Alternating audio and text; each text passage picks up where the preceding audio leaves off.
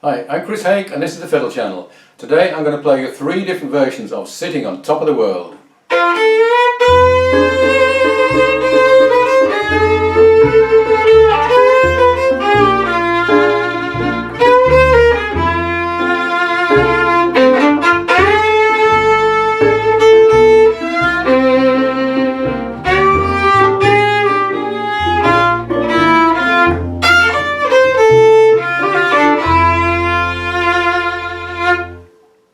This song was written in 1930 by a trio called the Mississippi Sheiks.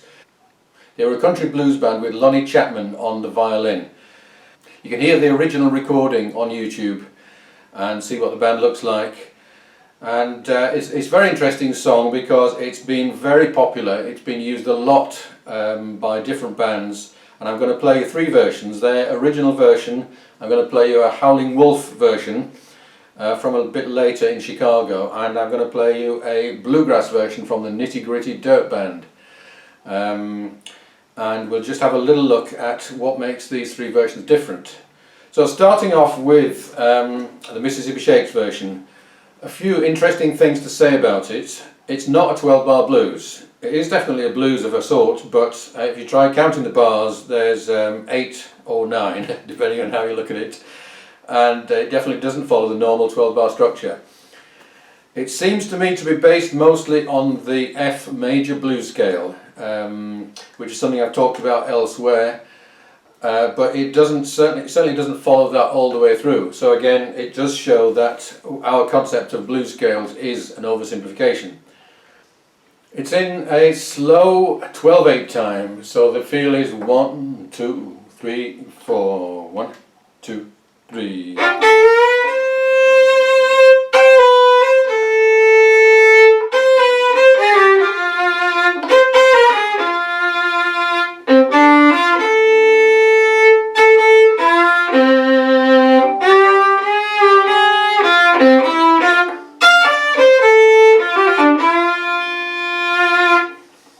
Lonnie plays this as an intro, exactly like that, and he plays it in unison with all of the verses, but he plays the solo slightly differently. So it jumps from the fill that he does at the end. 3, 4.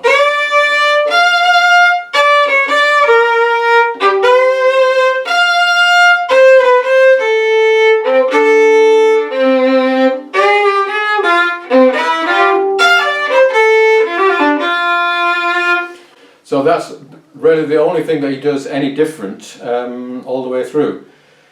Let's play the verse and the solo with some backing.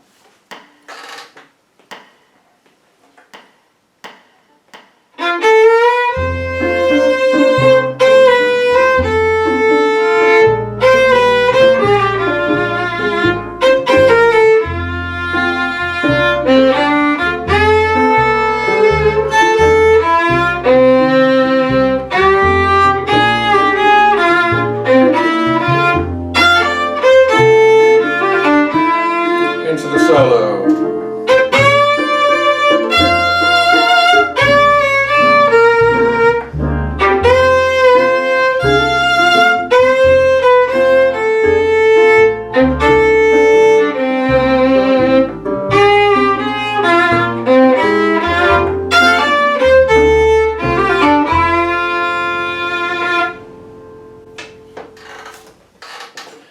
Now, I'm not sure why this became such a popular song, but I suspect it's simply because of the chorus line, "I'm sitting on top of the world," because it's such a bittersweet, dreaming kind of line. But it was certainly picked up by a lot of people, and Howlin Wolf, who was one of the biggest blues artists, was also from Mississippi, and he moved up to Chicago, and he took this song with him, and he kept it pretty similar. It keeps its 12/8 feel, but the 12/8 feel is much more emphasised because he was playing with a loud electric band, and the drums are going doom doom doom chak doom doom doom doom chak with a big strong beat. He changes the chord slightly from F major, F7, B flat, B flat minor,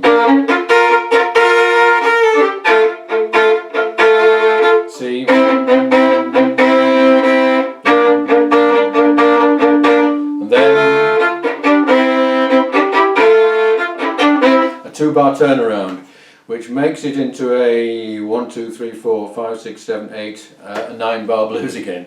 He kept the same key as well. And unlike the Sheiks, I think with this version, because something to do with the nature of the backing, I think the minor blues scale is far more appropriate. And I'll give you a bit of a solo in a minute, but let's play this version with the backing.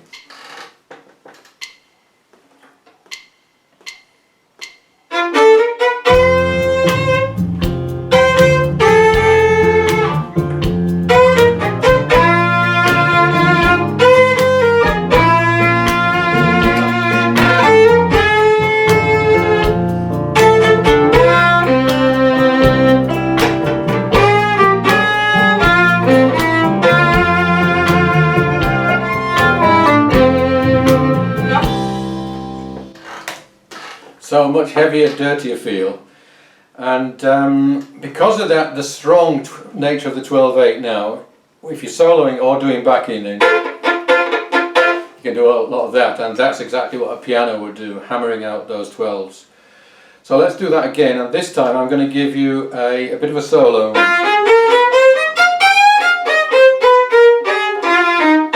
using that F minor blues scale.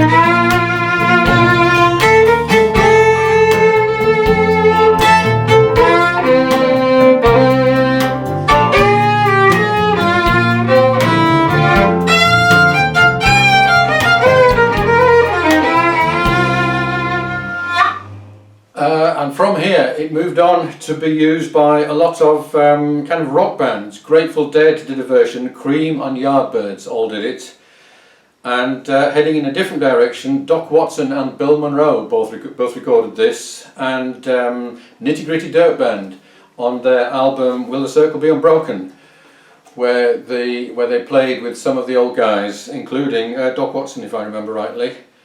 And what did they do to it? They speeded it up quite a lot. They changed the key into the more fiddle-friendly key of A, and they simplified the melody quite a lot. So what we got now is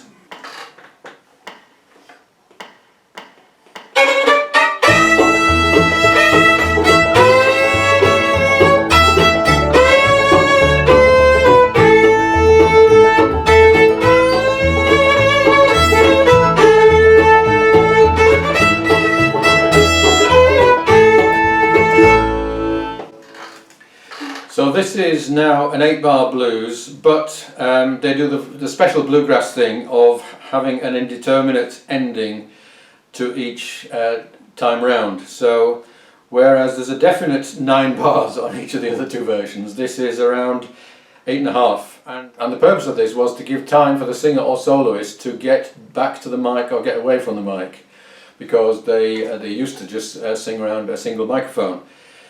And this is kind of hung on into the present day. There's a live version of this with the Nitty Gritty Dirt Band and Vassar Clements on the fiddle, and he does a very much a minor blues version on his solo, which is the way he always plays, but you can equally play either the major or the minor for this.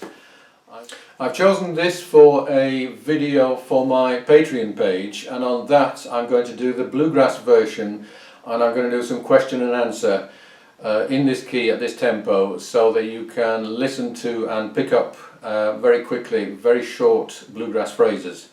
So if you're interested in that, then take a look at my Patreon page.